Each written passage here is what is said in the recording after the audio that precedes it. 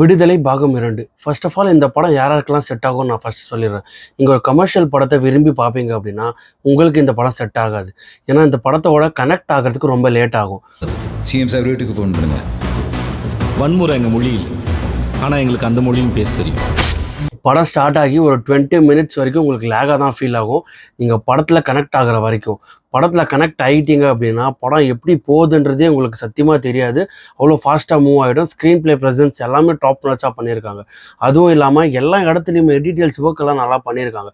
வெற்றிமாறனோட movie எப்படி இருக்கணுமோ அந்த மாதிரி க்ளீனாக இருக்குது, நல்லாவே இருக்குது இந்த படம் சொல்லப்போனால். இப்போ இவனை கோர்ட்டில் ப்ரொடியூஸ் பண்ண இந்த பெருமாள் யார், அவன் எங்கே பிறந்தான்? நீங்கள் ஃபர்ஸ்ட் பார்ட்டை பார்த்துட்டு செகண்ட் பார்ட் அந்த மாதிரி இருக்கும்னு எக்ஸ்பெக்டேஷன் பண்ணி வராதிங்க.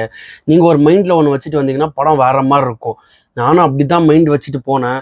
ஆனால் எனக்கு கிளைமேக்ஸ் கொடுத்த ஒரு தாக்கம் இன்னும் அந்த படத்தை விட்டு என்னால் வெளியே வர முடியல.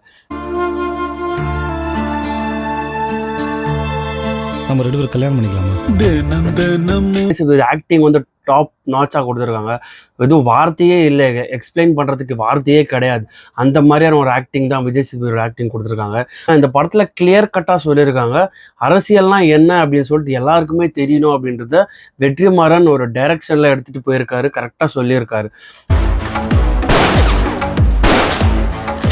பெருமாள் தோழர் பேஸ் கேம்ப்ல தான் வச்சிருப்பாங்க. எனக்கு ரொம்பவே பிடிச்சிருந்துச்சி. என்ன ஒன்று பிஜிஎம்ஸ் வந்து இன்னும் கொஞ்சம் நல்லா பண்ணியிருக்கலாம்.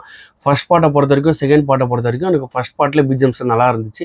செகண்ட் பார்ட்டில் வந்து சில இடத்துல நல்லா பண்ணியிருக்காரு, சில இடத்துல இன்னும் கொஞ்சம் டெவலப் பண்ணியிருக்கலாம் அப்படின்ற மாதிரி தோணுச்சு. எனக்கு பிடிச்ச ஒரே ஒரு பாட்டு வந்து அந்த தினமும் உன் நினப்பு, அந்த பாட்டு வந்து எனக்கு பிடிச்சி, வேறு அந்த பாட்டு எனக்கு பிடிக்கல. அதுவும் இல்லாமல் எல்லா சீன்ஸும் நம்மளுக்கு கனெக்ட் ஆகிற மாதிரி தான் இருந்தது. ஏன்னா ஒன்ஸ் நம்ம கனெக்ட் ஆகிட்டோம்னா அதுக்கப்புறம் அதுலேருந்து வெளியே வரதுக்கு கொஞ்சம் கஷ்டமான விஷயம் தான். நீங்கள் தானா?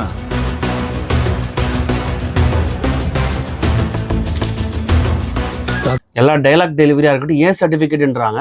ஆனால் நிறைய டைலாக்ஸை வந்து மியூட் பண்ணிட்டாங்க. அது ஏன் சத்தியமாக எனக்கு தெரியல. எனக்கு எஸ்பெஷலி நான் சொல்ல மறந்துட்டேன், மஞ்சு வாரியரோட கேரக்டர் எனக்கு ரொம்பவே பிடிச்சிருந்துச்சின்னு சொல்லலாம். எஸ்பெஷலி அந்த முடியை வச்சுட்டு ஒரு சீன் ஒன்று வரும், அந்த சீன்லலாம் அல்ட்டியாக இருக்கும்னு சொல்லலாம். ஏன்னா அந்த மாதிரி ஒரு எக்ஸ்பிளனேஷனை நான் இது வரைக்கும் பார்த்ததே கிடையாது.